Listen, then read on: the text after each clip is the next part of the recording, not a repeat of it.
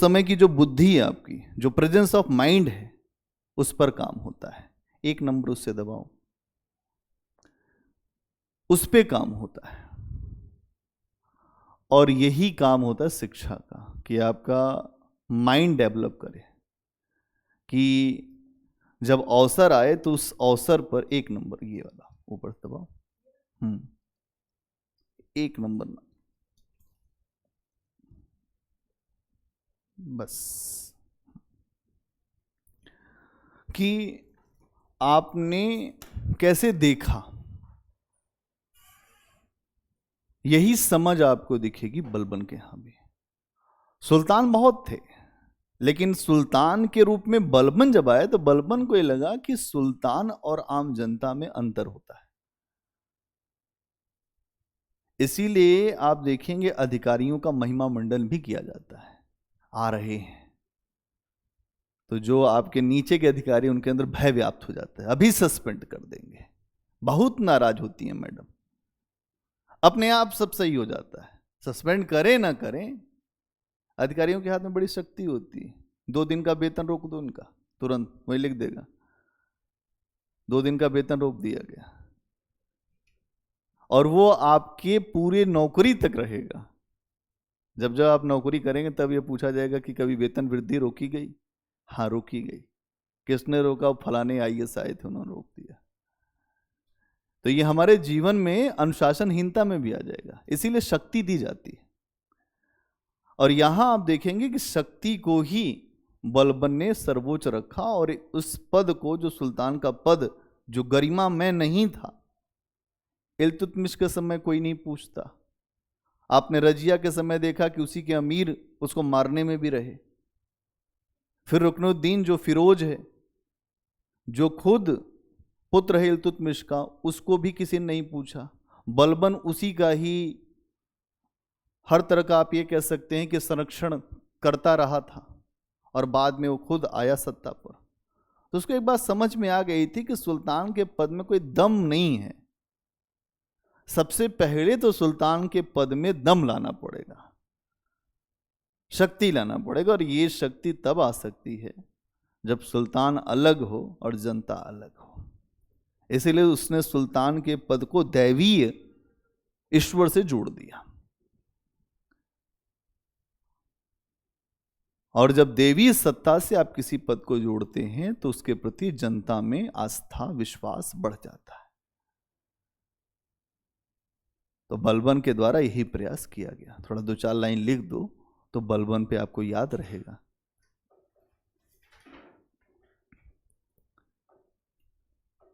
बलबन ने सुल्तान बनते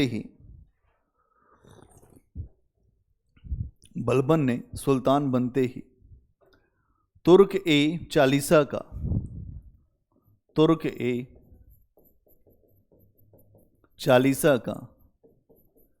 विघटन किया। तुर्क चालीसा का विघटन किया मतलब समाप्त कर दिया। अपने विरोधियों से निपटने के लिए रक्त और लौह नीति का प्रयोग किया। अपने विरोधियों से निपटने के लिए रक्त और लौह नीति का प्रयोग किया।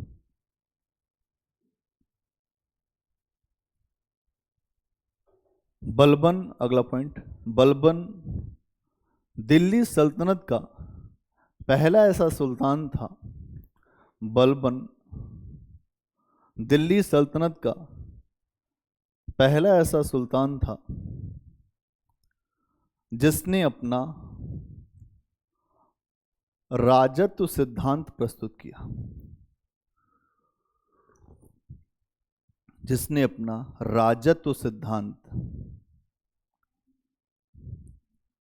पहला ऐसा सुल्तान था जिसने अपना राजत्व सिद्धांत प्रस्तुत किया।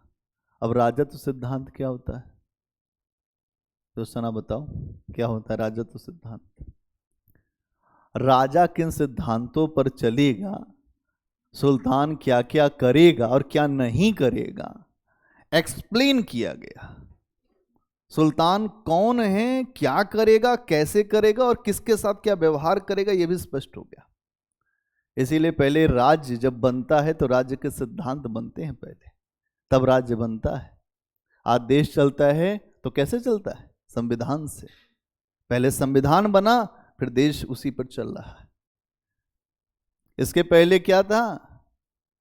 इल्तुतमिश तो अपने अमीरों के साथ बैठकर खाना खाता था। आओ मेरे भाई बैठ के खाना खाया जाए। जब बैठ के खाना खाओगे तो सम्मान करेगा क्या अमीर? आज अधिकारी आईएएस किसी के साथ बैठता नहीं है, उसके पीछे बड़ी फिलॉसफी है, ऐसे ही नहीं रखा गया सब। आपको यही ट्रेनिंग दी जाती है कि अपने सबऑर्डिनेट के साथ ज्यादा नहीं बैठना है। बैठेंगे वो आपके ऊपर हावी हो जाएगा। अरे हमारे घर आए थे साहब, कल ही तो खाना खाए थे। इसीलिए मेल जोल नहीं है। हायर क्लास के साथ बैठता है। आईएएस के साथ, आईपीएस साथ बैठ जाएगा। आईपीएस साथ भी नहीं बैठना चाहता आईएएस। बड़ा विवाद रहा है यूपी में आईएएस आईपीएस लॉबी में। एक आईपीएस को आईएएस ने अपनी जो मीटिंग से निकाल बाहर किया, कहीं बाहर निकलो, एसपी ठीक है। आज बड़ी नाराजगी हुई। उसने कहा हम भी वही परीक्षा देकर आए हैं, एसपी हो गए तो क्या बेइज्जती करोगे? हाँ, गुप्ता जी आईपीएस थे, नाम नहीं बताऊंगा। उन्होंने कहा कि हम आंदोलन करेंगे। आईएएस एसोसिएशन बड़ा शक्तिशाली है। करते रहो, हमारे अंडर में ही है। पहले तो आप हमको सलूट मारते थे, अब हमने मना कर दिया सलूट मत मारो, लेकिन नीचे ही आप हैं।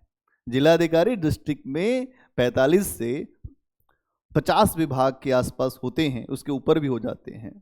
50 विभागों का पदेन मुखिया है, जा ही नहीं पाता वो अलग अलग विभाग। ऐसे समझिए आईएएस की पावर को। जिले में जितनी जमीन है, भूमि, वो सारी उसी की है, उसी के अंतर्गत है। तो कितनी पावर है? असीमित सत्ता है उसके पास, लेकिन प्रयोग विधि के अनुसार है। एसपी साहब के पास 8000 फोर्स है, लेके बैठे रहिए पुलिस लाइन में।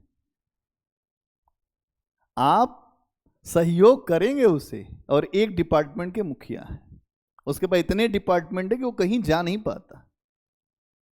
इसीलिए जब मूवमेंट करता है डीएम, तो आप देखेंगे कि तहलका मच जाता है। आज साहब आए, हड़कंप मचा स्वास्थ्य विभाग में। क्यों ऐसा है? पावर है उसके पास। इसलिए जब उसकी मीटिंग होती है तो लगभग आप देखेंगे 40-50 लोग बैठे रहते हैं, और अपने अपने विभाग के मुखिया बैठे रहते हैं। आप सीएमओ को देखें, वही बैठेगा, पीडब्ल्यूडी वाला ही बैठेगा, एसपी साहब भी बैठेंगे। अब एसपी को ये लगे कि हम भी वही परीक्षा दे। आप परीक्षा देकर जरूर आए हैं, लेकिन जिलाधिकारी के अंतर्गत हैं, आप अधीन है, अधीनस्थ है। इसलिए कुछ लोग भाव में आईपीएस ले लेते हैं, बाद में रोते हैं, कहें यार ये तो गड़बड़ हो गया, वर्दी की थी, वर्दी की नौकरी करेंगे। ये अंतर आता है। यहां आप देखेंगे कि इसी बात को बलबन ने कहा कि अपने विरोधियों से दूरी बनाना है पहले तो, और विरोधियों को यह समझा देना है कि मैं सर्वोच्च हूं, मेरा कोई संबंधी नहीं है। अगर संबंधी हो भी तो आज से मान लो कि मेरा कोई संबंधी नहीं, मैं किसी के संबंध में नहीं हूं, न बेटे के न पत्नी के, किसी के संबंध में नहीं। मैं सुल्तान हूं, और सुल्तान जिल्ले इलाही होता है। अगर आप प्राचीन भारत में देखें तो कनिष्क भी अपने आप को देवकुल से ही जोड़ता है, क्योंकि वहां चीन में देवकुल की ही परंपरा रही है। वहां पे राजा के मंदिर भी मिले हैं आपको, जो देवकुलों की स्थापना मथुरा में आपने लिखा होगा। याद आ रहा है? रिवाइज करते हैं। अगर रिवाइज करें तो अभी आप देखेंगे कि जब यहाँ परीक्षा एक स्टेट की भी, उसमें भी प्रश्न आते हैं। जो मैं बोलता हूं उससे भी प्रश्न आए, आपके दिमाग में रहना चाहिए। अब अपने आप प्रश्न भी कर देंगे। यहां राजत्व को लेकर एक अपना निश्चित सिद्धांत प्रस्तुत किया बलबन ने, और उसके तहत राज्य पर पकड़ को बनाए रखा, ग्रिप। पकड़ नहीं बनेगी तो फिर मतलब नहीं है, राज्य नहीं चल पाएगा। आप व्यवस्था का संचालन करना चाहते हैं, आप बड़े सौम्य हैं, लेकिन सौम्यता से काम चलेगा नहीं। मैं बड़ा सौम्य बन जाऊं तो क्लास नहीं चल पाएगी, एकदम हिटलर बन जाओ तब भी नहीं चल पाएगी। तो बुद्ध का मध्यम मार्ग, लेकिन बीच बीच में जो बलबन वाला भी रास्ता चुनना पड़ता है। क्यों? ये आपके साथ भी है, बहुत सीधा काम चलता नहीं है। तो यहां बलबन के साथ यही बात है। बलबन ने राजत्व का सिद्धांत दिया और अपनी सत्ता पर पकड़ मजबूत बनाने का प्रयास किया। इसके लिए उसने सेना विभाग और गुप्तचर तंत्र की स्थापना। अगला पॉइंट बनाइए। अपनी सत्ता पर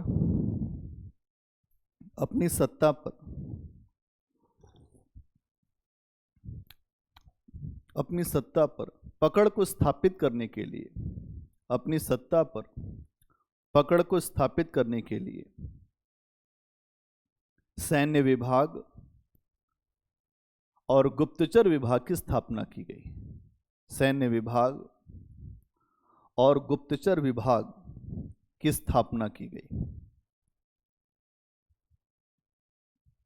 गुप्तचर विभाग की स्थापना की गई। नेक्स्ट पॉइंट, राज्य के अमीरों पर नियंत्रण बनाए रखने के लिए, राज्य के अमीरों पर नियंत्रण बनाए रखने के लिए सिजदा और पैबोश, सिजदा और पैबोश जैसी ईरानी परंपरा को शुरू किया गया। अब ये प्रश्न आए हुए हैं तो इंपॉर्टेंट भी है। सिजदा और पैबोश की परंपरा, क्या करना सिजदा और पैबोश? सिजदा मतलब होता है किसी को सलाम करना, झुक कर। अगर आप हॉस्टल में रहे हो, हॉस्टल में रहे होंगे तो नहीं रहे होंगे, हॉस्टल में नहीं रहे हैं, कोई भी रहे हो? नहीं, यहाँ के हॉस्टल है यार। ऐसे हॉस्टल का मतलब है जहाँ से हम रहे, वो हॉस्टल है। वहाँ हॉस्टल में जब जाते थे तो सीनियर पहले घुसते ही कहते हैं पहले जो झुक के सलाम करो, हाथ जोड़ के नमस्ते करो, अपनी गर्दन झुका के बात करो।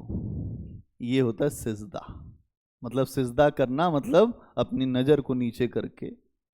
और जब लोग नहीं करते थे तो मुर्गा बना के सीनियर चले जाते थे, फिर भूल गए, 1 घंटे बाद याद आया किसी मुर्गा बना रखा है, वापस आते थे, उठ जाओ उठ जाओ।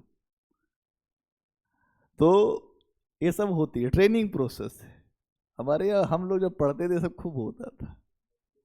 यूनिवर्सिटी में ही रहे, यूनिवर्सिटी के हॉस्टल में रहे। नहीं, विनम्रता तो बहुत सारे लोग ऐसे आते हैं जो अक्खड़ होते हैं, उनको विनम्र बनाने का बड़ा अच्छा तरीका है। वो बहुत कुछ सीखता भी आदमी। आज जो पर्सनालिटी में, हम लोग की पर्सनालिटी में बहुत सारी बातें हैं, उसके पीछे बहुत बड़े समूह में रहे हैं। समूह से बहुत कुछ अच्छा बुरा दोनों सीखता है व्यक्ति। अच्छा भी सीखता है। आप आए गांव से, आपको बोलने नहीं आता, सब सीनियर आपको घेर लेंगे, पहले अपना नाम बताओ, कहाँ से आए हो, क्या क्या करते हो। एक आदमी बताए, 10 आदमी आपसे पूछेगा कि आप जवाब देते देते दे आपकी धड़क खुल जाएगी। फिर क्या करना चाहते हो? तैयारी कि अच्छा ठीक है। अगर मान लो वो पहले जब हम लोग रहते थे 40-40 लोग एक साथ मेंस देते थे हॉस्टल में, 200 बच्चों में से 40 बच्चे मेंस दे रहे हैं, आप उसका प्रतिशत निकाल लीजिए। आईएएस का मेंस 40 लोग। आम के पेड़ पे जिस साल ज्यादा बौर आती थी तो ये माना जाता है इस साल आईएएस यहां ज्यादा सेलेक्ट होंगे। ये माहौल था। तो जूनियर्स को सीखने के लिए भी मिलता था, यार सीनियर दे रहे हैं मेंस।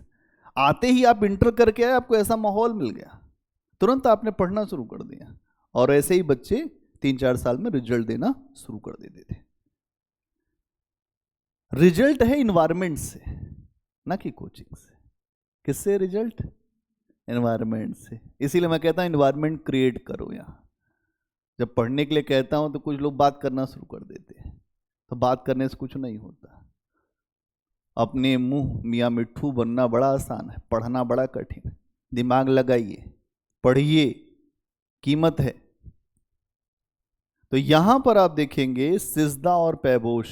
पैबोश मतलब क्या? झुककर उसके पैरों को चूमना, कि जैसे बैठ गया उसके पैरों को चूमना। आप बहुत बड़े अमीर बनते हैं लेकिन रोज सुल्तान के पैर चूम रहे, आपकी क्या औकात है? इससे क्लियर हो जाता है। नहीं, आप क्या विद्रोह करेंगे? डेली आपको जाना है दरबार में, एक भी दिन ऐसा नहीं है जिस दिन अगर आप नहीं, गुप्तचर व्यवस्था आपके पीछे लगी हुई, तुरंत आप उठा लिए जाएंगे। आज आपका मूड सही नहीं है, मान लो कि आज आप मिलना नहीं चाहते, इसने कहा दरबार में हंसते हुए तो आना ही नहीं है। और हमारे तरह तो एकदम कपड़ा नहीं पहना, सुल्तान के कपड़ा जैसा वैसा कपड़ा किसी का नहीं होना चाहिए। कपड़ा भी सिंपल रखिए। आप देखेंगे कि अधिकारियों के साथ क्या है, आप एसडीएम हैं, आपने प्रयास कर दिया कि आईएएस को पीछे छोड़ देंगे हम, आप बीएमडब्ल्यू चलने लग गए, अगले दिन आपको जिलाधिकारी बुला लेगा, क्यों भाई साहब हमसे ऊपर चलने का विचार है, तो आप रहने दीजिए फिर यहां काम करने के लिए। इसलिए न्यूट्रल, आप न्यूट्रल रहिए, हमारी बराबरी मत करिए। तो यहां इसने कहा कि सिजदा और पैबोश, ये भी ईरानी परंपरा, भारत में नहीं थी, इस परंपरा को लगा दिया और कहा कि आज के बाद जब भी दरबार में आओगे तो बहुत सीरियस नोट पर रहोगे, हंसते हुए दिखाई नहीं दोगे, पैर चूमोगे, सिजदा करते हुए वहां से चलोगे, सिजदा करते हुए आओगे और पैर चूम के वापस जाओगे। अभिमान जितना होगा सब यहीं पे टूट जाएगा, और नहीं टूटेगा तो गर्दन उतर जाएगी। दरबार में लोग खड़े रहते थे, तलवार को म्यान में नहीं रखते थे, खुली तलवार रखती थी। बलबन शक्ति का प्रदर्शन करता है, इसलिए लौह और रक्त। बिस्मार्क ने कहा जर्मनी के एकीकरण के लिए लोहा चाहिए, रक्त बहेगा तब जर्मनी का एकीकरण होगा। उसमें भी दिखेगा, जहां तुमको शक्ति बहुत ज्यादा दिखेगी वहां पे बलबन दिखेगा। अगला पॉइंट बनाओ।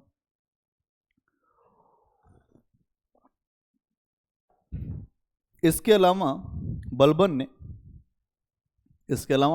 ने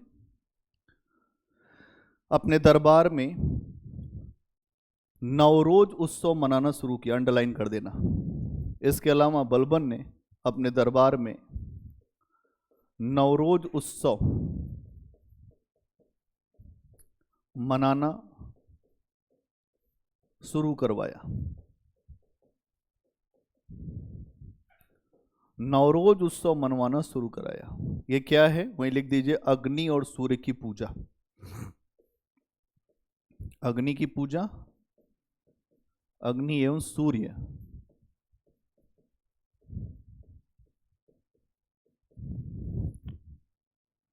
अग्नि और सूर्य की पूजा। अगला पॉइंट, बलबन ने स्वयं को ईरान के शाही वंश से जोड़ने का प्रयास किया। बलबन ने स्वयं को ईरान के शाही वंश ऑफ सियाव वंश,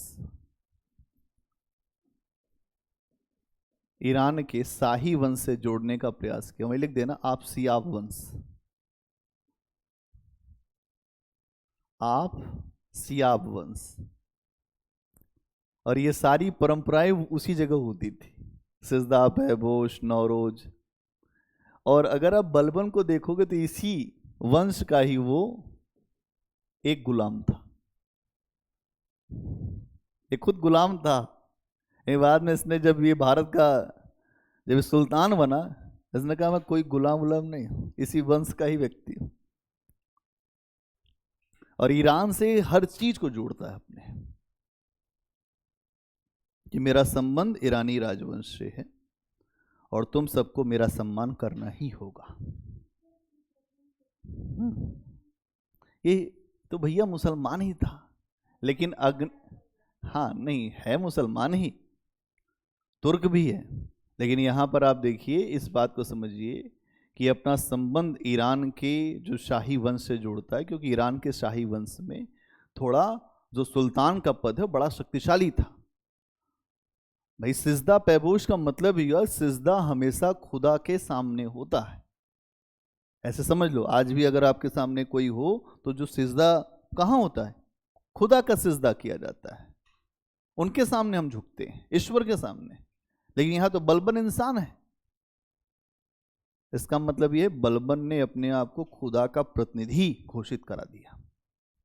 कहा मैं अल्लाह की छाया हूं, तो मेरा जो बंदगी करोगे वो अल्लाह की ही बंदगी है, इसलिए मेरे राज्य से बाहर मत जाना, क्योंकि अगर मेरे खिलाफ गए तो अल्लाह के खिलाफ गए।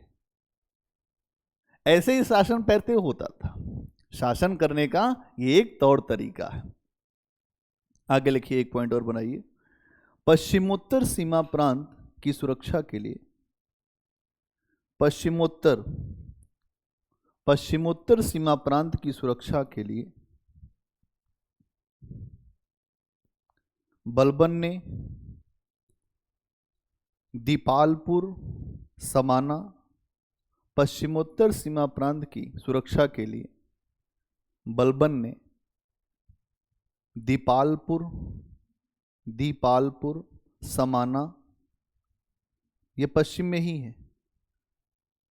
पश्चिमोत्तर सीमा प्रांत की सुरक्षा के लिए बलबन ने दीपालपुर, समाना आदि में किलों का निर्माण कराया। किलों का निर्माण कराया और वहां इस सीमा की सुरक्षा के लिए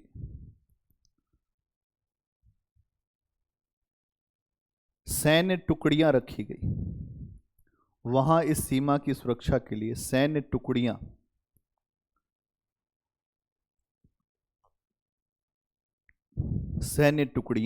रखी गई। आज भी रखते हैं आप यहां पे सुरक्षा के लिए। आपके बीएसएफ इसी हिस्से पर जो कंट्रोल करती है ना, बॉर्डर सिक्योरिटी फोर्स, जो पश्चिमोत्तर पे ही आप देखेंगे तो बीएसएफ पूरा इसको देखती है। पहले भारतीयों का जो नजरिया इस सीमा क्षेत्र पर बड़ा हल्का रहा है, इसलिए बार बार जब जब आक्रमण होते रहे हैं हम समझ नहीं पाए। लेकिन जब विदेशी लोग आए, उनको समझ में आया कि हम खुद यहां से आए हैं, तो इस क्षेत्र को बंद करना पड़ेगा अगर अपने आप को शांति से शासन करते हुए हमें देखना है तो। इसीलिए बलबन ने, आप देखिए, बलबन ने दो काम किया। एक तो अपने आंतरिक अंतर विरोधों को समाप्त किया, वो जहां से निकला था तुर्के चालीसा, उसको समाप्त किया। पहले कहा अमीर तुम समाप्त, हमारी कुर्सी तुम्हें नहीं। फिर दूसरा, वो जहां से आए थे तुर्क, उस इलाके को ब्लॉक किया। अगर ये समझ नहीं है तो फिर आप काम नहीं कर पाएंगे। काम करने के लिए वैसी परिस्थितियों का निर्माण करना पड़ता है। अगर परिस्थितियां आपके विपरीत हैं तो आप काम कर ही नहीं पाएंगे, बहुत योग्य होकर भी। इसीलिए सबसे पहले परिस्थितियां सुधारी जाती। क्या किया जाता है? परिस्थितियां सुधारी जाती हैं। अगर कोई पढ़ना नहीं चाहता है तो क्या करते हैं हम? पहले उसको उधर जो प्रेरित किया जाता है, फिर उसके बाद धीरे धीरे वो पढ़ना सुधरता है, उस रास्ते में आगे बढ़ता है।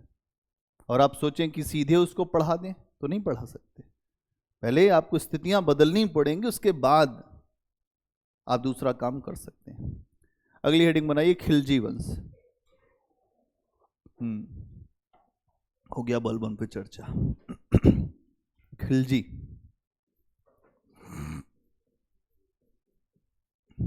और खिलजी में हम सीधे आएंगे अलाउद्दीन खिलजी पर।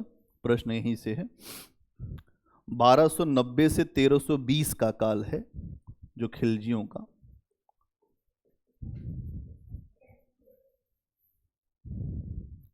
इसमें अगर आप देखेंगे तो एक व्यक्ति है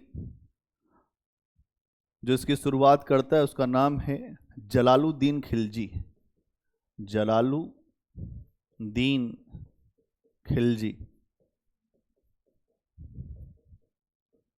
ये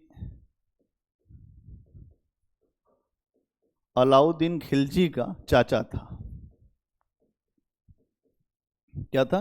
चाचा, चाचा जान। चाचा को भतीजे ने जो है कहा, ऐसा है चाचा जान, आपसे हो ना पाएगा, और हम हैं थोड़ा सा तेज, और हमारा दिमाग भी तेज है और शक्ति भी हमारे अंदर ज़्यादा है, तो आप रहने दीजिए। बाद में जलालुद्दीन खिलजी एक, आप देखेंगे कि एक दुर्घटना में मारे गए, और उसके बाद उनका भतीजा अलाउद्दीन खिलजी सत्ता पर आता है, जिसका समय 1296, तो 1290 से 1296 तक का समय जो जलालुद्दीन खिलजी का है।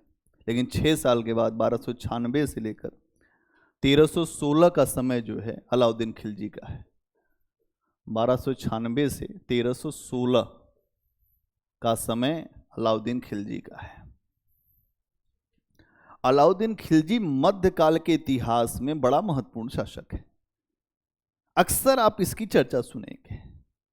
शक्ति है, समझ है, योग्यता है, और धर्म से बाहर हटके निर्णय लेने का इसके पास साहस है। मुसलमान है लेकिन मौलवी की बात नहीं सुनता। शक्तिशाली है लेकिन बेवकूफ नहीं है।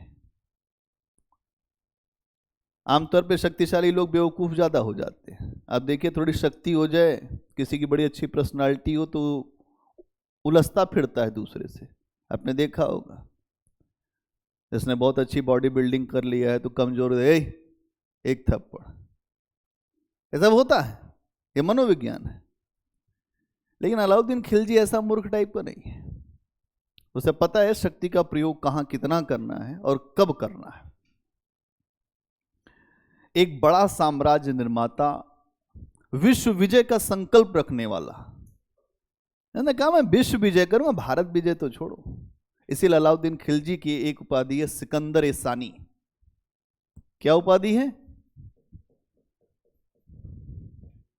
सिकंदर ए सानी। अपने आप को कहते हैं कि मैं सिकंदर ए सानी हूं। विश्व विजय, साम्राज्य निर्माता, एक राजनीतिज्ञ, कूटनीतिज्ञ, सब कुछ आप इसे कह सकते हो। एक साम्राज्य निर्माता है, एक कूटनीतिज्ञ है,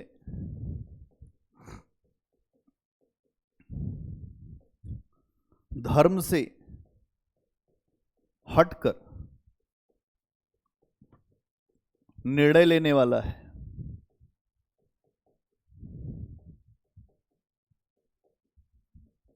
धर्म मतलब अपने इस्लामिक धर्म से बाहर हट के निर्णय ले सकता है। एक बार इसको मौलवी ने समझाया, अलाउद्दीन तुम कोई निर्णय धर्म से नहीं लेते हो। बड़ा अच्छा स्टेटमेंट दिया अलाउद्दीन खिलजी ने। कहा मैं नहीं जानता धर्म क्या मौलवी साहब, और क्या होगा मेरा उससे, जहां पर मैं जब जाऊंगा मेरी मृत्यु होगी, मैं जन्नत में जाऊंगा कि दोजख में जाऊंगा, मैं नहीं जानता। लेकिन मैं हमेशा जब भी निर्णय लेता हूं तो अपने राज्य की भलाई को देख कर लेता हूं। बड़ी अच्छी बात कहा। आप फिल्म में देखते हैं तो आपको खलनायक दिखता है अलाउद्दीन खिलजी, क्योंकि फिल्म वाले वैसे ही दिखाते हैं। लेकिन अच्छाइयों से भरा हुआ है। कुछ अच्छाइयां बहुत अच्छी हैं जिनसे हम सीख सकते हैं एज ए प्रशासक, एडमिनिस्ट्रेटर। हम चूंकि प्रशासक बनने वाले हैं तो हमें सब कुछ इतिहास विषय क्यों प्रासंगिक है, क्योंकि आप इससे कुछ सीखते हो और सीख कर अपने जीवन में अप्लाई करते हो। जब भी आप किसी कैरेक्टर को लो, आपकी हिस्ट्री के जो सिलेबस में लिखा है कि महत्वपूर्ण व्यक्तित्व, जो पर्सनालिटीज हैं, उनके पर्सनालिटी के अंदर क्या छिपा हुआ है, यह सीखना है हमें। अलाउद्दीन खिलजी क्या कह रहा है? एक दूरदर्शी है। और क्या है ये? दूरदर्शी है। आमतौर पर हम लोग यही कहते हैं कि अधिकारी को विजनरी होना चाहिए, आगे का विजन दिखना चाहिए। आप कोई छोटा निर्णय लेकर आगे चल के जो उस निर्णय पर कोई खराब चीज आपको दिख जाए या कोई दंगा दिख जाए, तो ऐसा निर्णय कभी नहीं होना चाहिए, दूरदर्शी होना चाहिए आपको। और इसके अलावा मध्यकाल में पहला अर्थशास्त्री माना जाता है इसे, जो सबसे बड़ी बात है कि मध्यकाल का पहला अर्थशास्त्री भी है ये। अर्थशास्त्र न जानते हुए भी मध्यकाल का अर्थशास्त्री है। अब प्रश्न आ जाए कि क्या अलाउद्दीन खिलजी को मध्यकाल का अर्थशास्त्री माना जा सकता है? अर्थशास्त्री कैसे अर्थशास्त्री है? क्या किया? पढ़ाई किया था क्या? इकोनॉमिक्स की पढ़ाई किया था? कोई मैनेजमेंट का कोर्स करके आया था? एमबीए किया था? नहीं, अनुभव से सीखा था। इसने अगर आप देखें तो अपने समय में अपनी अर्थव्यवस्था को मैनेज करने के लिए और अपने राज्य का विस्तार करने के लिए बहुत बड़ी सेना रखी थी, बहुत बड़ी सेना। बड़ी सेना को लगातार वेतन, एक अच्छा वेतन देना संकट की स्थिति होता है। एक तरीका यह है कि उसको अच्छा वेतन दिया जाए, एक तरीका यह है कि उन सिपाहियों को, उन अधिकारियों को छूट दे दी जाए। क्या कर दिया जाए? खाने पीने के सामान,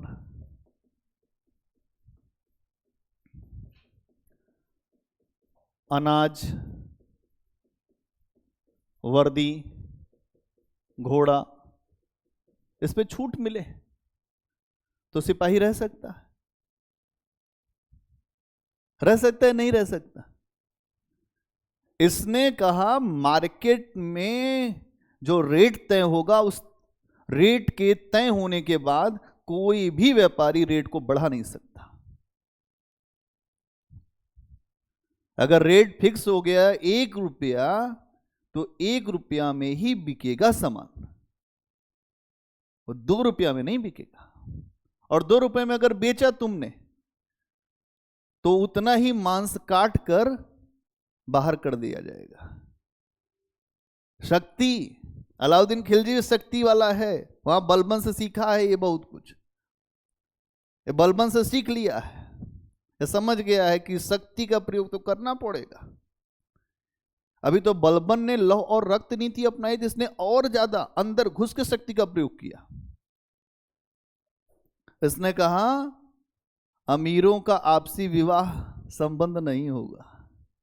जो अपनी लड़की की शादी उनसे कर देते हो, फिर मिल के फिर तुम लोग षड्यंत्र करते हो, ये सब खेल मैं जानता हूं। ये शादी विवाह नहीं होगा। आए दिन तुम लोग पार्टी करते हो, मदिरा पीते हो, इकट्ठा होते हो, ये मदिरा पार्टी नहीं चलेगी। आज भी आप देखिए यही सब होता है। जहां जहां पार्टियां होती वहीं हुल्लड़बाजी होती, वहीं फिर लड़ाई झगड़ा हो जाता है। आज है कि नहीं है? उस समय भी था। अलाउद्दीन खिलजी ने कहा ये सब नहीं चलेगा, रेट तय कर दूंगा तो रेट वही रहेगा, अधिकारी घूमते रहेंगे, और जिस अधिकारी को हमने रखा है अगर उससे गलती हो गई तो उसको सरेआम कोड़े मारूंगा। मतलब सब कंट्रोल। अलाउद्दीन खिलजी इसलिए तो नाम है उसका। तो मध्यकाल का अर्थशास्त्री है, ये कंट्रोल कर दिया पूरी इकोनॉमी को।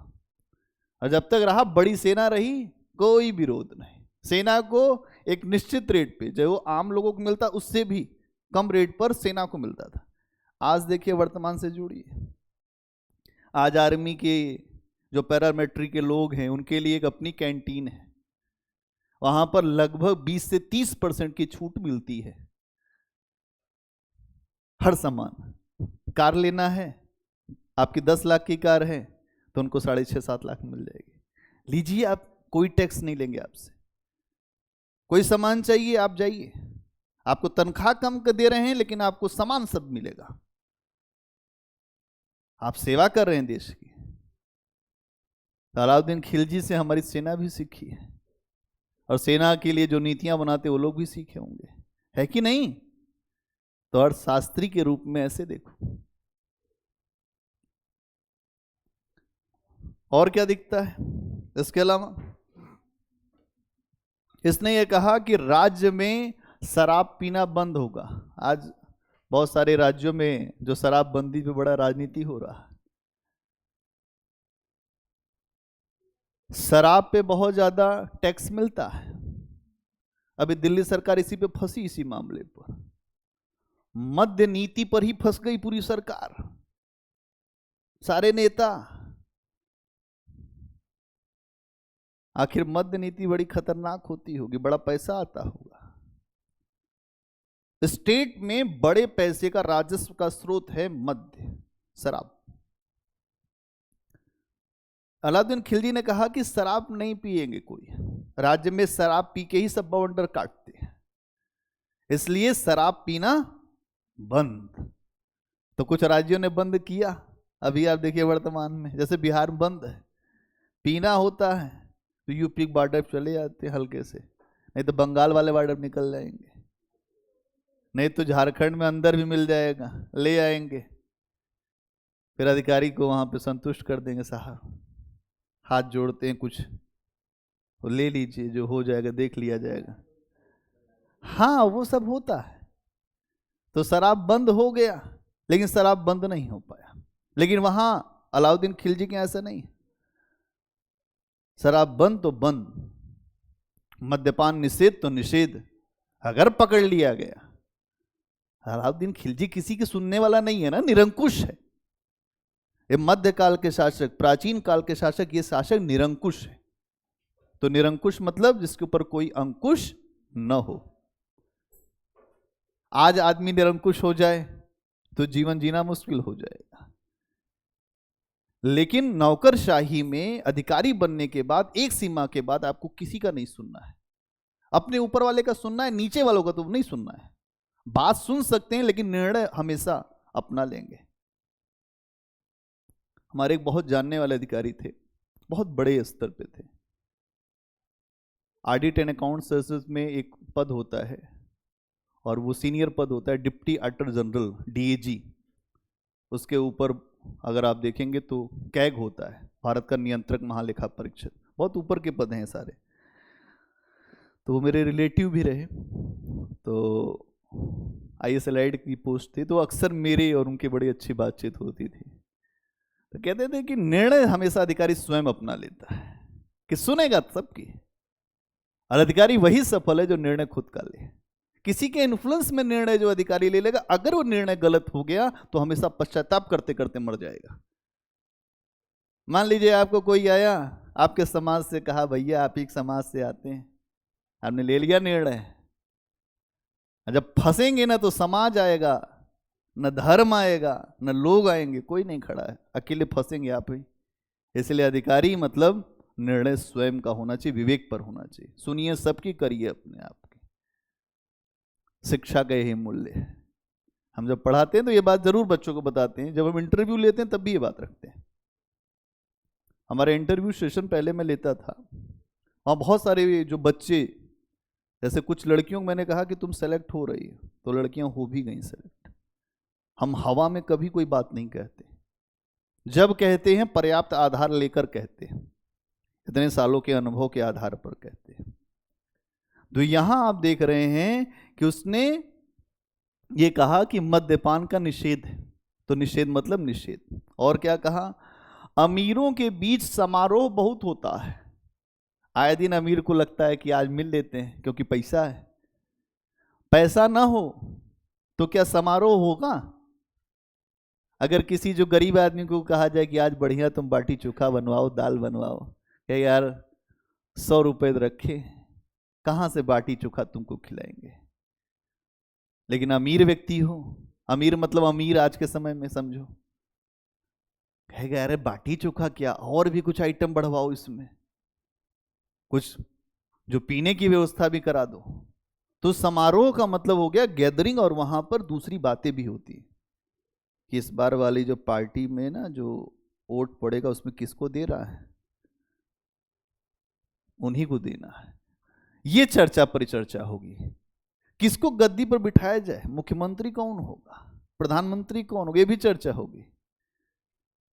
अलाउद्दीन खिलजी ने कहा ये सब चर्चा होगी ही नहीं, हम होने ही नहीं देंगे, समारोह ही नहीं होगा। न बांस होगा न बजेगी बांसुरी, और बांसुरी बजती इसीलिए है क्योंकि हम अवसर देते हैं। शक्ति का अत्यधिक केंद्रीकरण कर लिया इसने, शक्ति अपने हाथ में सारी केंद्रित हो गई। और क्या किया, ये कहा वैवाहिक संबंधों पर रोक होगी, कोई भी वैवाहिक संबंध अमीरों के बीच में नहीं बनेंगे।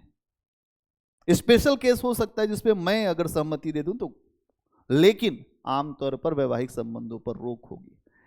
जब भी वैवाहिक संबंधों पर रोक होगी तो कोई अमीर किसी से गुटबाजी नहीं कर पाएगा। ये तो दो अमीर हैं, एक अमीर ने अपनी लड़की की शादी कर दी अमीर के यहाँ, रोज मिलना जुलना हो रहा है, फिर सुल्तान के खिलाफ षड्यंत्र चल रहा है। तो सुल्तान को समझ में आया कि वैवाहिक संबंध भी एक खतरा है, इसको भी रोको। और क्या किया, राज्य की गुप्तचर व्यवस्था को अत्यधिक सक्रिय कर दिया। इंटेलिजेंस ब्यूरो, आईबी, रा, सक्रिय, सबकी जानकारी लाओ। कौन अमीर क्या कर रहा है, किससे मिलता है, किससे जुलता है, क्या चाहता है, क्या बोल क्या रहा है, यह भी पता लगा के लाओ। मतलब अमीर आता था उसके पहले ही बलबंद सूचना आ जाती थी कि क्या एक्टिविटी इसके दिमाग में चल रही है। अलाउद्दीन खिलजी जो है इस चीज को समझ लेता था, और ऐसा ही कुछ आपको बलबन के यहां भी दिखा था, लेकिन अलाउद्दीन खिलजी के यहां और ज्यादा बढ़ गया। इसने गुप्तचर व्यवस्था को और मजबूत किया और इसे अमीरों पर नियंत्रण के लिए एक अधिकार के रूप में देखा कि एक हथियार है। अगर नियंत्रण करना है तो इनकी सारी सूचनाएं अब तक अपने पास ले आओ। आज आप देखिए कोई भी आतंकवादी हमला हो नहीं पा रहा, कोई भी नक्सली हमला नहीं हो पा रहा। क्यों? ये देश भी वही है, इसके पहले हमले भी खूब हुए हैं, आप सब ने देखे होंगे। अब क्यों नहीं हो पा रहा ऐसा? मतलब आपकी इंटेलिजेंस जो एजेंसियां हैं उनका एक तो भारत की खुद की एजेंसी और वैश्विक एजेंसियों से आपके संबंध बहुत तगड़े हो गए। दुनिया की जितनी एजेंसियां हैं, आप जितने देशों के साथ मित्रवत संबंध होते हैं उनके साथ आप अपनी उनकी एजेंसियों के साथ भी संबंध रखते हैं, चाहे मोसाद हो, सीआईए हो, अलग अलग जो एजेंसियां हैं वो सूचनाएं हमें देती हैं। हम भी सूचनाएं, उनके खिलाफ अगर कुछ होता है तो हम भी सूचनाएं देते हैं। और जब भी सूचनाओं का आदान प्रदान होगा, सूचना इंटेलिजेंस जब आएगी जाएगी तो विद्रोह होने से पहले ही लोग पकड़ लिए जाएंगे। आप देखिए ना, विद्रोह होने से पहले अभी दिल्ली में कुछ ऐसे लोग थे जो पकड़ लिए गए पहले ही। तुम उड़ाना चाहते हो, कोई बात नहीं, इंटेलिजेंस एजेंसियां इतनी अच्छे तरीके से काम कर रही हैं, आप नहीं कुछ कर पाएंगे। और ये अगर जिस दिन फेलियर करते हैं उसके बाद श्रृंखला शुरू हो जाती है हम लोग की। तो अलाउद्दीन खिलजी से हम ये सीख रहे हैं कि अलाउद्दीन खिलजी ने कहा गुप्तचर व्यवस्था बड़ी सशक्त होनी चाहिए। कैसी होनी चाहिए? बहुत मजबूत। आपका पहला ही काम यही है कि कौन विरोधी हैं जिले में। जिले पहुंचे आप आईएएस हो गए, कुछ लोग हंसते हुए मिल रहे हैं लेकिन आपकी कब्र खनने के लिए बैठे हुए हैं। मैडम आई हैं, सीधी दिख रही हैं, बस आपके नाम पे काम शुरू हो जाएगा। मैडम बहुत खास हैं, बेटी की तरह से। अभी बहुत छोटी हैं, अनुभव कम है। अरे अनुभव कम है, आईएएस बनिए, छोटी क्या है, तुम्हारे वो बुद्धि होती तुम बन जाते। और नहीं है बने तो मैडम की बात सुनो या सर की बात सुनो। हर आदमी शिक्षा देने के लिए आ जाएगा, सुनना सबकी है, लेकिन निर्णय खुद के हमेशा लिए जाते हैं। तो यहां आपको ये चीज दिखाई देगी। उसने ये कहा कि हमें कुछ भी करना है सारी जानकारी हमारे पास होनी चाहिए। इसके अलावा सैन्य अभियान कुछ लिख लो। अच्छा पहले थोड़ा 2-4 पॉइंट अलाउद्दीन खिलजी के बारे में। जलालुद्दीन खिलजी के बारे में इतना कुछ है ही नहीं। हाँ, बस इतना समझ लो, संस्थापक था बस, इसके अलावा कुछ नहीं। अलाउद्दीन खिलजी एक बड़ा विजेता, अलाउद्दीन खिलजी एक बड़ा विजेता, साम्राज्य निर्माता, दूरदर्शी राजनीतिज्ञ, साम्राज्य निर्माता, दूरदर्शी राजनीतिज्ञ और मध्यकालीन भारत का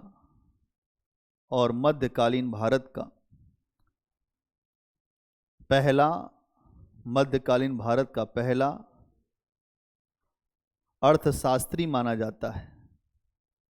मध्यकालीन भारत का पहला अर्थशास्त्री माना जाता है।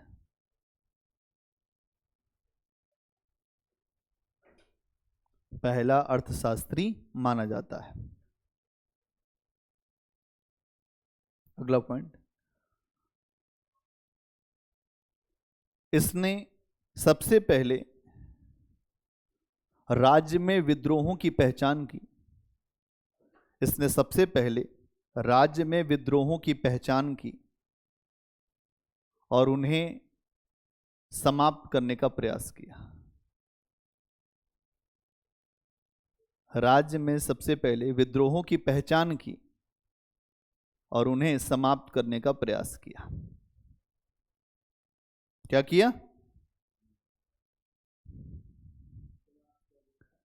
प्रयास किया। मतलब अगर तुम कहीं जाओ तो सबसे पहले विद्रोह क्यों है, अशांति क्यों है, अव्यवस्था क्यों है, उनके कारणों पर आपको चर्चा करनी है। क्या कारण रहे विद्रोह, या विद्रोही कुछ भी लिख सकते हो, कि राज्य में जो विद्रोह है, अशांति के जो तत्व हैं, उनकी पहचान करना, उनको खोजना।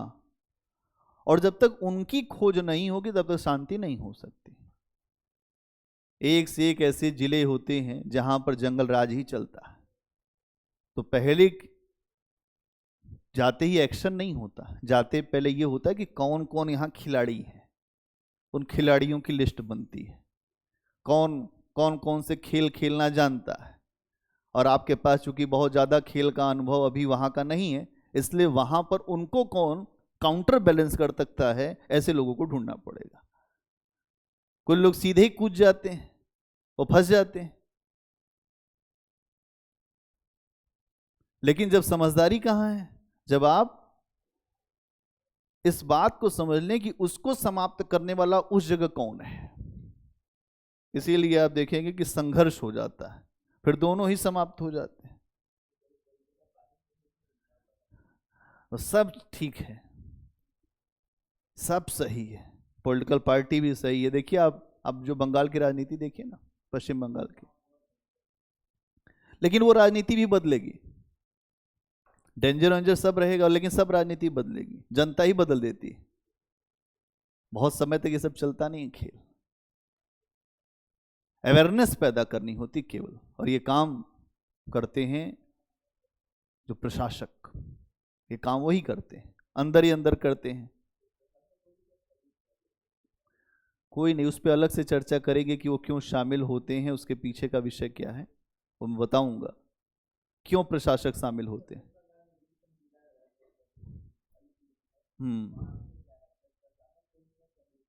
नहीं, ये हर जगह इन्फ्लुएंस होता है। आप ऐसे समझिए, भारत की राजनीति क्या है। भारत की राजनीति में अलग अलग जो पार्टियां हैं, उनकी सरकारें हैं, उन सरकारों के द्वारा कुछ नीतियां बनाई जाती हैं। वो नीतियां ठीक होती हैं, कभी कभी तुष्टीकरण की नीतियां होती हैं, और जब तुष्टीकरण की नीतियां होती हैं तो उस पर जो विरोधी पार्टियां होती हैं वो उस पर विरोध करती हैं। अब इन नीतियों को संचालित करने वाले कौन हैं? जैसे अगर आप समझें, ये विधायिका है, अगर आप हम कहें कि जो विधायिका है ना, अगर हम कहें तो जो विधायिका कोई कानून बनाती है, कानून को संचालित या जो लागू करने का काम करती है नौकरशाही। नौकरशाही जिसको आप कहते हैं, कार्यपालिका।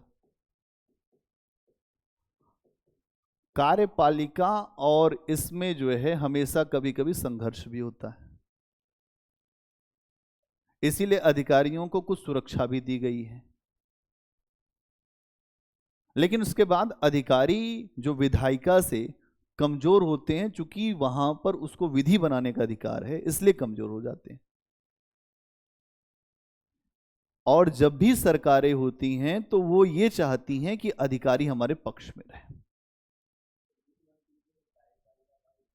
हाँ, भाग है, लेकिन आप देखेंगे वो मुखिया है ना, वो मुखिया है। विधि बनाने का काम करता है जो विधानसभा। लेकिन अगर आप देखें तो मुख्यमंत्री क्या है? सदन का नेता है।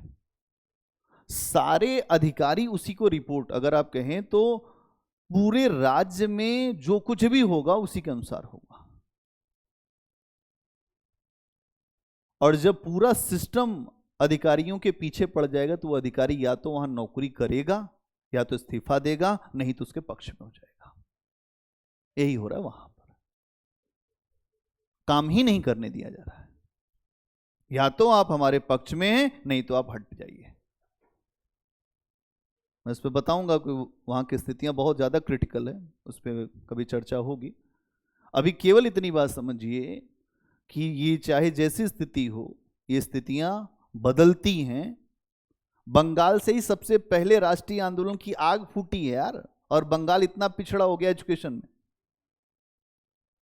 ये केवल नीतियों की वजह से। जब व्यक्ति अत्यधिक बुद्धिमान हो जाता है तो बड़ी समस्या खड़ी होती है। यहां हमें इस बात को समझना पड़ेगा। और क्या लिखा आपने? कुछ लिखा इसमें?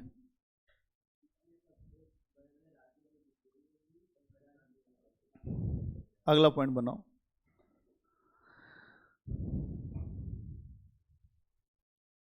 इसके अंतर्गत अलाउद्दीन खिलजी ने राज्य में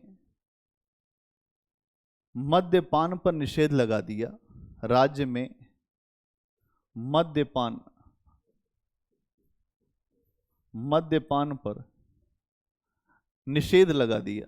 मद्यपान मतलब शराब पर निषेध लगा दिया। इसके अलावा अमीरों के बीच होने वाले समारोहों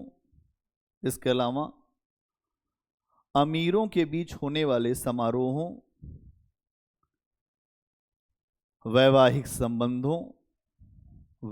संबंधों जो विवाह होते थे, वैवाहिक संबंधों पर प्रतिबंध लगा दिया गया।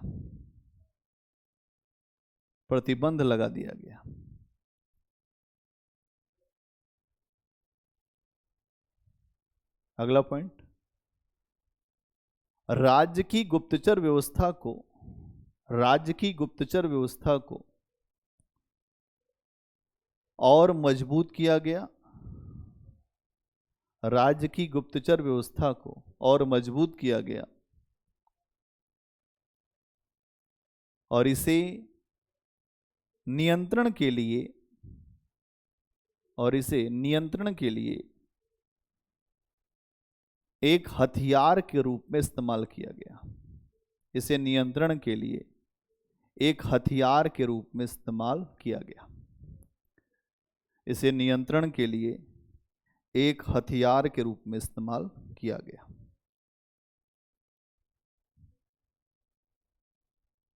ठीक, अगला पॉइंट बनाओ, अलाउद्दीन खिलजी के सैन्य अभियान।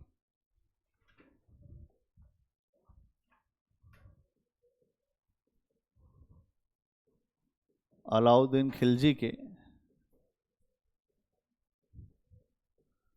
के सैन्य अभियान।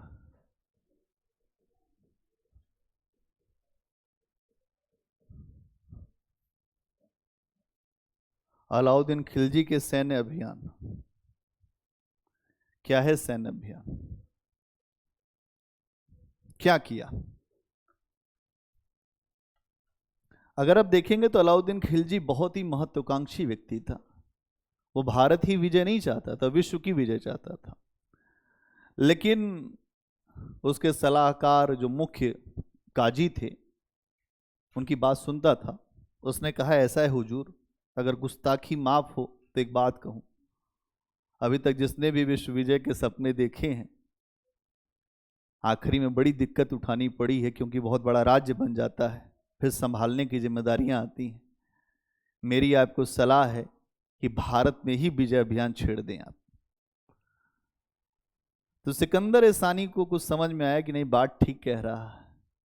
उसने कहा तुम ठीक कहते हो काजी, तुम्हारी बात ठीक लगी मुझे, हम भारत की विजय करेंगे। अब भारत की विजय करने में भी उसने बहुत समझदारी का परिचय दिया। उसने कहा उत्तर भारत की विजय अलग तरीके से करूंगा, उत्तर भारत की विजय और दक्षिण भारत की विजय।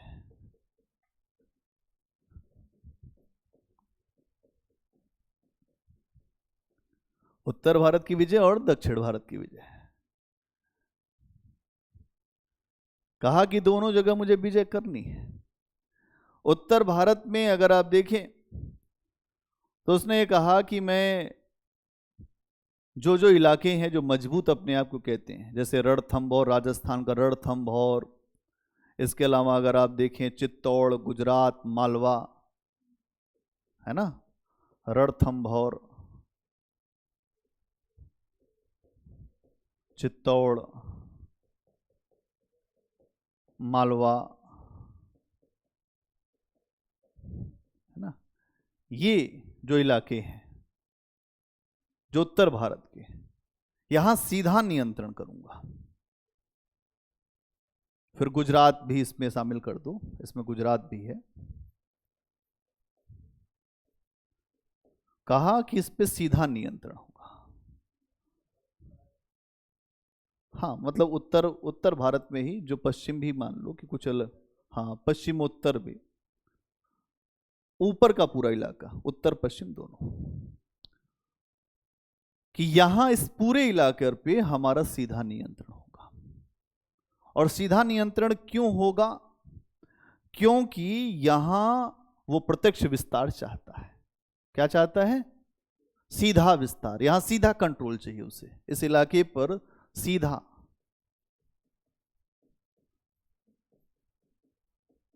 हम किसी को देखना नहीं चाहते, हमारे सिवा कोई और नहीं। दक्षिण भारत के तरफ जब वो जाने के लिए सोचने लगा तो उसको कुछ बात समझ में आई कि दक्षिण भारत में अगर मैं सीधा नियंत्रण करता भी हूं तो एक समस्या यह है कि दक्षिण और उत्तर के बीच में, मेरी राजधानी के बीच में दूरी बहुत है, आने जाने में समय लगेगा, और मैं कंट्रोल करूंगा, ये विद्रोह होते रहेंगे।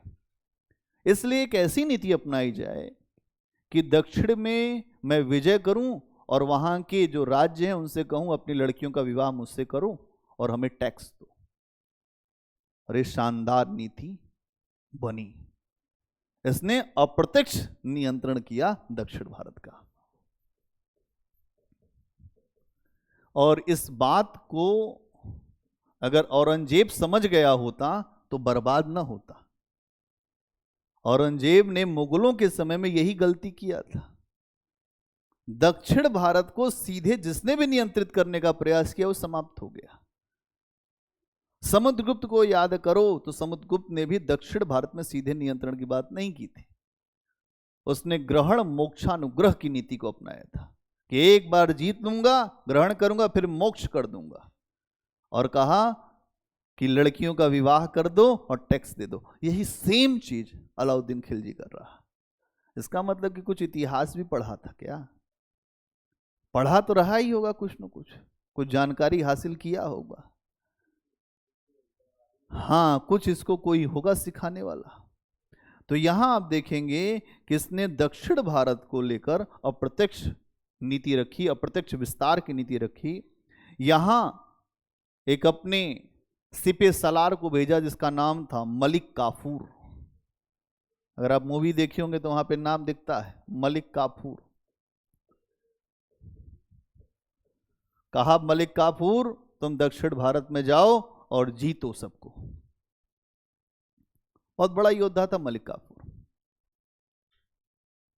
और इसने दक्षिण में अलाउद्दीन खिलजी के सिपह सालार के रूप में बड़ी विजय हासिल किया। खूब पैसा लूट के लाया, कहा कोई हमको सीधा नियंत्रण, सारा पैसा दो।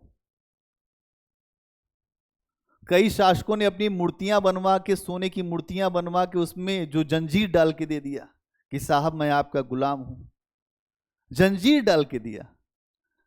उसने कहा मैं खुश हुआ। उनकी लड़कियों का विवाह भी हो गया अलाउद्दीन खिलजी के जो पुत्र थे उनसे। मतलब कुल मिला जुला के आपको ये समझना पड़ेगा कि दक्षिण भारत को लेकर इसने अलग नीति रखी और उसके माध्यम से दक्षिण के संसाधनों को प्राप्त कर लिया बिना किसी दर्द के। संसाधन मिले लेकिन दर्द मिल जाए तो काम खत्म हो जाएगा। अलाउद्दीन खिलजी को एक बात ऐसा मानते हैं इतिहासकार कि दक्षिण के फोड़े ने ही मार डाला। दक्षिण में घाव हो गया उसको, एक जगह को रोकता दूसरी जगह विद्रोह हो जाता, उत्तर भारत में अलग विद्रोह होने लगा। राजधानी मान लीजिए कि आपकी राजधानी आप छोड़कर कई कई साल बाहर रहोगे तो राजधानी में विरोध हो जाएगा। अमीरों को लगेगा, लग रहा है सुल्तान जो है दक्षिण में ही ज्यादा इंटरेस्ट ले रहा है, उत्तर में आएगा नहीं, फिर विद्रोही इकट्ठा होने लगेंगे। तो यहां आपको समझना पड़ेगा कि दक्षिण के संसाधनों पर सीधे इसको प्राप्ति हुई और इसने उन्हीं संसाधनों से उत्तर भारत को मजबूत किया। तो संसाधनों को प्राप्त किया,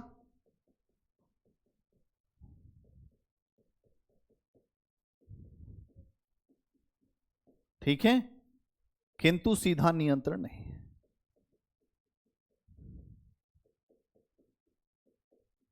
अगर सीधा नियंत्रण करेंगे तो सेना रखनी पड़ेगी, पैसा खर्च करना पड़ेगा, खर्चा बढ़ेगा। ऐसे हर आदमी टैक्स दे ही रहा है और नहीं देगा तो हमारे पास तलवार है ही है, तो गर्दन उतारते हमको कितना समय लगेगा। जब तलवार ही पे ही काम चल रहा है, मध्यकाल में तलवार पे काम चलना है। शक्तिशाली के पास सब कुछ है, कमजोर और निर्बल लोग कभी भी सत्ता में रहे ही नहीं हैं। इसलिए शक्तिशाली बनने की बात कही जाती है कि शक्तिशाली बनिए। अब शक्तिशाली आप कुछ ऐसे पद हैं उनको प्राप्त करके बन सकते हैं। अब नेता बन जाइए। नेता बनना आसान नहीं, उसके लिए बहुत मोटी चमड़ी करना पड़ता है, वो चमड़ी आप कर नहीं पाएंगे। अधिकारी बनना आसान तो नहीं है, लेकिन प्रयास करेंगे, अगर जो तबीयत से जो प्रयास करेंगे तो फिर तो कुछ न कुछ आपको मिलेगा ही। और अब यही चीज आपको करनी है। नहीं, बम गोला तो आज भी चलता है, नहीं सब जगह चलता है, अधिकारी बनने पे भी चलेगा। अभी तो अधिकारी बनना आग पे चलना है। अधिकारी बनने के लिए तो आदमी प्रयासरत है, बन जाएंगे और आपको मिल गया बिहार, जंगल है। हमारा ये एक मित्र है, मैं गया था एक बार, तो वो डीएसपी था वहाँ, अभी एडिशनल एसपी हो गया। तो मैं गया तो उसकी गाड़ी में छोटा सा डंडा रखा था, कहे सब यहाँ पे आदमी पागल है, जब तक मारो नहीं हटता ही नहीं है। हम कहे यार हमारे सामने ये सब मत करना, मास्टर पुलिस की वैसे भी दोस्ती ठीक नहीं। तो अधिकारी बनने पे भी ऐसा नहीं है चैन है, आप बेचैन होने के लिए अधिकारी बनना चाहते हैं, लेकिन बनिए। बेचैनी ठीक है, जो आपको चैन से न रहने दे। रात भर जगना चाहते हैं तो अधिकारी बनना ही है आपको। सबकी वैल्यू है, हाँ वैसे भी चैन नहीं है तो उसमें बेचैन होके ही ठीक है। तो यहां पर आप देखेंगे कि इसने जो सीधा विस्तार नहीं किया दक्षिण भारत में, और इन राज्यों को अपनी अधीनता में लेकर आया और उन्हें अधीनता में लाकर स्वायत्तता दे दिया। अधीनता में लेकर आया और उसके बाद कहा कि तुम्हें हम स्वायत्तता देते हैं तब तक जब तक तुम टैक्स देगा तब तक। टैक्स नहीं, और शादी विवाह करना तुमने बंद किया, हम समझ जाएंगे अब तुम्हारे मन में विद्रोह आ रहा है। चेक एंड बैलेंस, कुछ भी करो किसी के साथ उसको चेक एंड बैलेंस कर दो। अगर लड़की का विवाह किया है तो अपने आप में दबाव में भी रहेंगे, और नहीं रहेंगे दबाव में तो हम वैसे भी दबाव में लेने की हमारे पास शक्ति है, तो हम दबाव में क्यों रहेंगे किसी के। अलाउद्दीन खिलजी का ये है। इसके अलावा अगर आप देखिए, इतनी बातें आपको समझ में आ गई होंगी। उत्तर भारत, दक्षिण भारत, कुछ आपको यूनिक लग रहा है ये अलाउद्दीन खिलजी? है यूनिक कि नहीं यूनिक है? लोग मध्यकाल पढ़ते हैं, रोने लगते हैं मध्यकाल पढ़ते पढ़ते, मजे नहीं आ रहा है सर। हम ऐसा नहीं पढ़ाते, जो करेक्टर है उसको एकदम उतर के समझ लीजिए कि अलाउद्दीन खिलजी में क्या ऐसा है, अच्छाई क्या बुराई क्या। इसने सबसे पहले विद्रोह के कारणों को समझ लिया, फिर इस तरीके से करके अपना काम अच्छा किया। अब समझिए सैन्य सुधार, अलाउद्दीन खिलजी के सैन्य सुधार क्या है। सैन्य सुधार,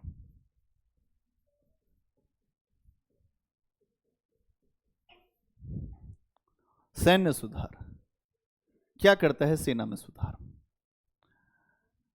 इसने देखा कि सेना में भी बड़ी मक्कारी चल रही है। क्या चल रही है? मक्कारी। एक आदमी आता है, कहता है साहब हमारे पास 2 घोड़ा है। फिर दूसरा आदमी आता है, कहता है कि वही घोड़ा लेकर चला आया। कहा साहब हमारे पास भी 2 घोड़ा है। दिखता था बहुत सारा, और जब युद्ध के समय जाते थे उतने वहां पे उतने घोड़े ही नहीं दिखते थे। मतलब समझे? जैसे आप आए हमारे पास, और आप आए, आपने आने के बाद कहा सर हमारे पास 2 घोड़ा है, हमको लड़ाई में भेज दीजिए। हमने कहा ठीक। बाद में आप गए, कहीं इनको पता क्या चलेगा, यही घोड़ा आपने प्रेम को दे दिया। प्रेम भी आया, हमारे पास भी 2 घोड़ा है सर, हम भी जाएंगे लड़ने। हमारे पास लोग जो आ रहे हैं उनके पास घोड़े अलग अलग दिख रहे हैं, आदमी अलग अलग दिख रहे हैं। जब एक्चुअल में लड़ने जाते हैं तो घोड़ा कम पड़ जाता है, आदमी भी कम पड़ते हैं। अलाउद्दीन खिलजी ने कहा कि लोग झूठ बहुत बोलते हैं, और ये झूठ को पकड़ने के लिए कुछ काम करना पड़ेगा। पहले तो जो एक बार घोड़ा लेकर आ गया तो उस घोड़ा पे कुछ दाग देंगे हम। क्या करेंगे? मोहर लगाएंगे, ठप्पा, कि तुम घोड़ा लेकर आ गया, मोहर लग गया उसके ऊपर, और तुम्हारा कुछ उस पे हम कोड बना देंगे, वो तुम्हारा घोड़ा। और अगर गलती से भी वो घोड़ा वापस फिर आया यहाँ तो तुम्हें उल्टा लटका देंगे। तो भय व्याप्त हो गया, और असली में सेना जितनी होनी चाहिए वो सेना वह आई। दूसरी बात, इसने कहा कि ऐसा है, एक तो दाग प्रथा। क्या किया सेना में सुधार के लिए? दाग प्रथा। तो दाग प्रथा किसके लिए? घोड़ों के लिए। क्योंकि लोग हैं, आंखों में धूल फेंकने वाले लोग होते ही हैं। हर आदमी चाहता है दूसरे की आंख में धूल फेंक दे, और जब धूल फेंक देगा तो फिर फायदा होगा। इसके अलावा और क्या किया? इसने कहा कि जो सिपाही हैं वो भी झूठ बोलते हैं, तो ऐसा करिए हुलिया लिखिए सबका, एक रजिस्टर बनाइए, उस पे हुलिया। आज भी ये हुलिया लिखा जाता है सेना में, फोर्स में। आपकी लंबाई कितनी? 5 फुट 7 इंच। सिर पर कटे का निशान, रंग गेहुआ, पूरा हुलिया लिखा जाता है। ये आपकी पूरी पर्सनालिटी लिखी जाती है। और उसके बाद मान लीजिए कि कभी आपकी एक उंगली कटी हुई हल्की सी, तो उस पर लिखा जाएगा कि बाईं हाथ के, जो बाएं हाथ के तीसरी उंगली में कट का निशान है ना। ऐसे मान लीजिए हमारी एक उंगली कट गई, तो हम जब भी अपनी बात बताएंगे तो हुलिया लिखा जाएगा, तो ये लिखा जाएगा कि इस हाथ की इस उंगली में ये है, ऐसे ही। और अब मक्कारी करना आसान नहीं है, झूठ बोला तो पकड़ जाओगे वहीं पे। हुलिया लिखना शुरू कराया। इसके अलावा इसने कहा कि सैनिकों को जमीन का टुकड़ा हम नहीं देंगे। क्या करेंगे? जमीन का टुकड़ा नहीं देंगे उनके वेतन के बदले, हम देंगे तुमको नगद पैसा, नगद वेतन देने का काम शुरू किया।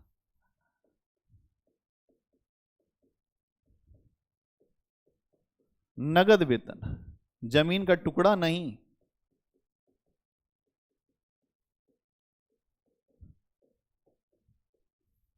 जमीन का टुकड़ा नहीं मिलेगा, नगद वेतन लीजिए। और खेल जो खेलते थे वो सब खेल बंद करिए। इससे सेना एक्चुअल में जो थी वो दिखने लग गई। अब सेना इसकी बहुत बड़ी, बाजार को सिस्टमेटिक करना, फिर सेना को सिस्टमेटिक करना कैसे करेगा? लोग कैसे हैं?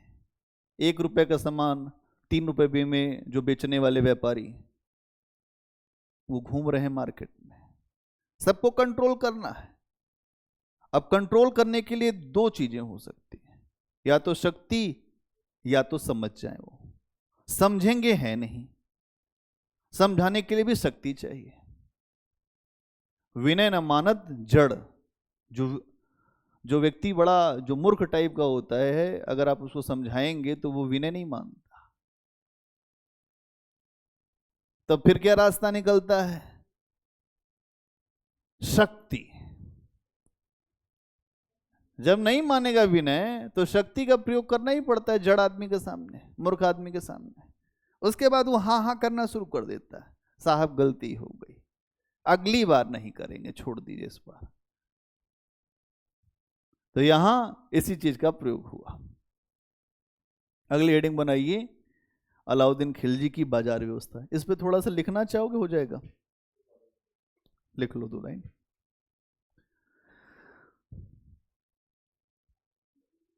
सेना के अंदर सुधार लाने के लिए, सेना के अंदर सुधार लाने के लिए, सेना के अंदर सुधार लाने के लिए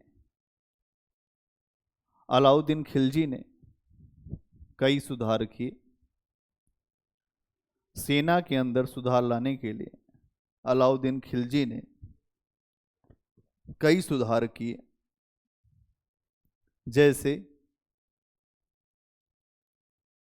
जैसे दाग प्रथा को शुरू किया गया, जैसे दाग प्रथा को शुरू किया गया। इसके अलावा सैनिकों का, इसके अलावा सैनिकों का हुलिया लिखने का कार्य शुरू हुआ। हुलिया या चेहरा प्रथा, हुलिया या चेहरा प्रथा, सैनिकों का हुलिया लिखने का काम या चेहरा प्रथा, सैनिकों का हुलिया लिखने का काम शुरू हुआ। इसके अतिरिक्त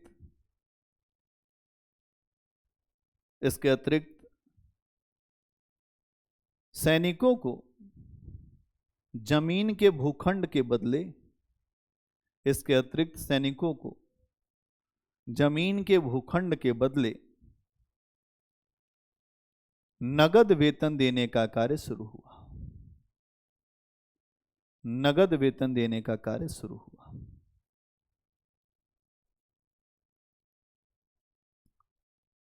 कौन सा काम शुरू हुआ? नगद वेतन। ठीक है, अभी आप यहीं रुको। थोड़ा सा एक बात यह है जो फैक्चुअल इंफॉर्मेशन की कभी आपके सामने प्रश्न आए कि महमूद गजनवी या जो मोहम्मद गोरी, तो 1-2 प्रश्न मैं आपको बता दे रहा हूं। महमूद गजनवी के जो आक्रमण हुए हैं, जो महत्वपूर्ण आक्रमण हैं, वहीं कहीं पे एक नोट बना के लिख लेना कि महमूद गजनवी के आक्रमण अलग अलग समय में हुए हैं। और एक आक्रमण जो महत्वपूर्ण है 1025 में जो सोमनाथ मंदिर में हुआ,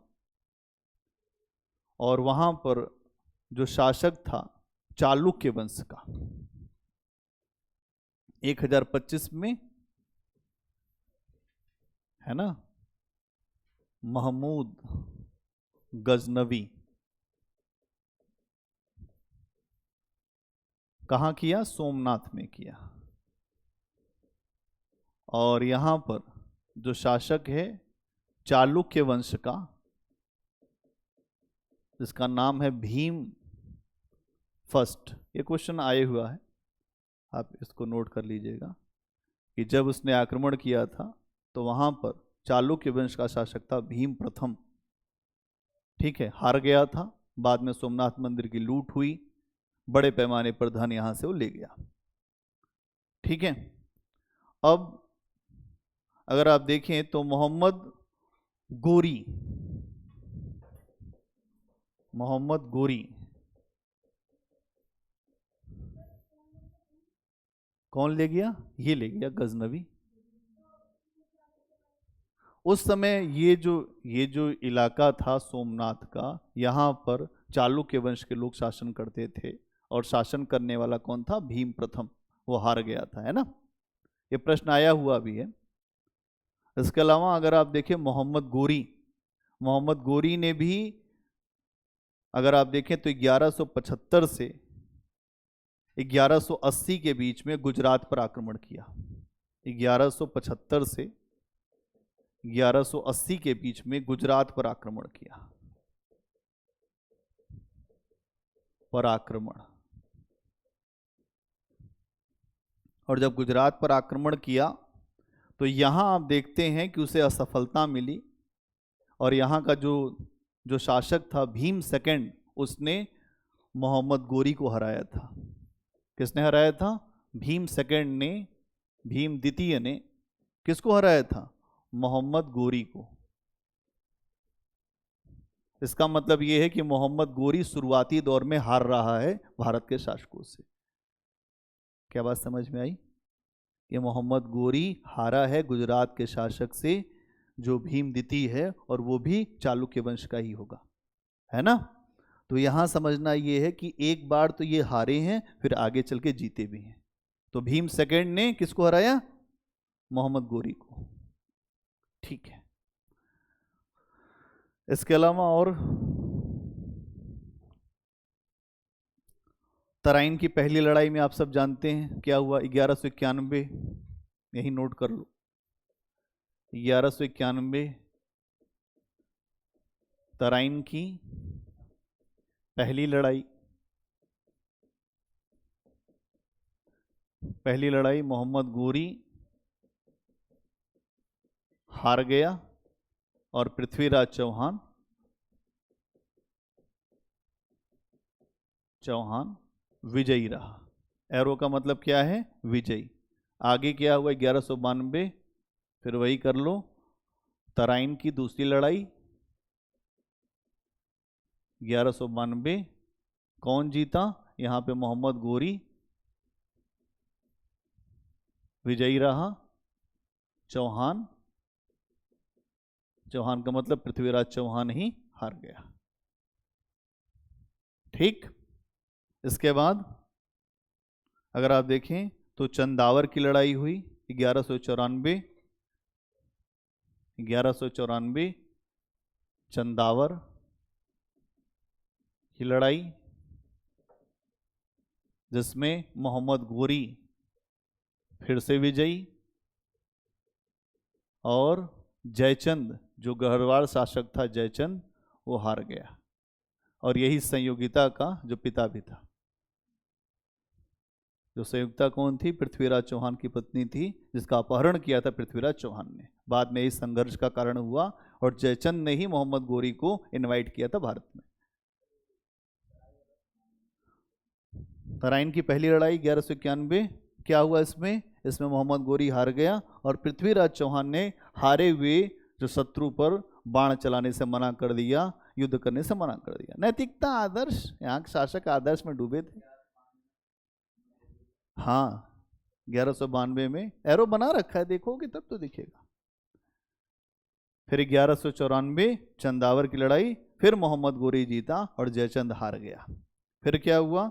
1206 में अगर आप देखें, खोखर के जाटों ने, 1206 में खोखर के जाट जो भारत के ही हैं, खोखर के जाटों ने आक्रमण किया इसके ऊपर, खोखर के जाटों ने आक्रमण किया और बाद में इसी जगह इसकी हत्या हुई और यही मारा गया।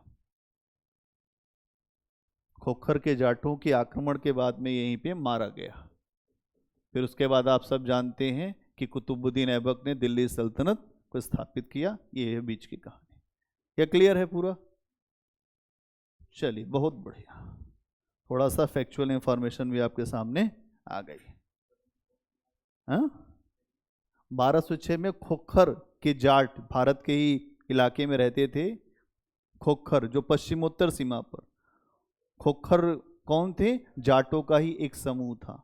क्या करते थे उस समय? ये लूट मार करने का काम करते थे। मोहम्मद गोरी यहाँ से अपना पूरा सामान लूट के लेके जा रहा था, इन्होंने हमला कर दिया और हमला करके लूट लिया और बाद में यहीं पे मारा भी गया मोहम्मद गोरी। ठीक है, मोहम्मद गोरी मारा गया। कौन मारा गया? मोहम्मद गोरी। मतलब मोहम्मद गोरी यहीं पे उसकी हत्या भी हुई। जयचंद वाले में कौन जीता था? भाई जयचंद तो जीता नहीं, मोहम्मद गोरी ही जीता था।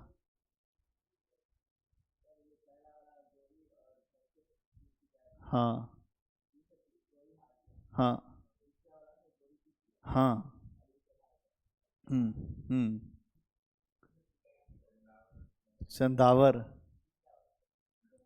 बस दो ही लड़ाई इसमें, फिर जो तीसरी लड़ाई कौन सी है? चंदावर की बताया। चंदावर 1194, 1194 चंदावर की लड़ाई, जिसमें मोहम्मद गोरी जीता और जयचंद हार गया, जो गढ़वाल शासक था जिसके अधीन ये पूरा जो बनारस के आसपास का इलाका था, ये हार गया। हारा क्यों? क्योंकि मोहम्मद गोरी की इच्छा थी कि यहाँ से जितने शासक है सबको समाप्त करो। उसके बाद फिर क्या हुआ? 1206 में खोखरों, जो खोखर लोग थे, वो लोग जाट समुदाय से आते थे, उन लोगों ने मोहम्मद गोरी के ऊपर ही आक्रमण कर दिया। अप्रत्याशित आक्रमण था, उसको लगा नहीं था कि आक्रमण करेंगे। आक्रमण कर दिया और इसका जो भी सामान उमान था वो भी लूट लिया और इसकी भी हत्या हो गई। काम खत्म हो गया गोरी का। ठीक, चलिए, बहुत बढ़िया। आज आपने बहुत अच्छा किया। आप सब जो हैं धन्यवाद के पात्र हैं। और फिर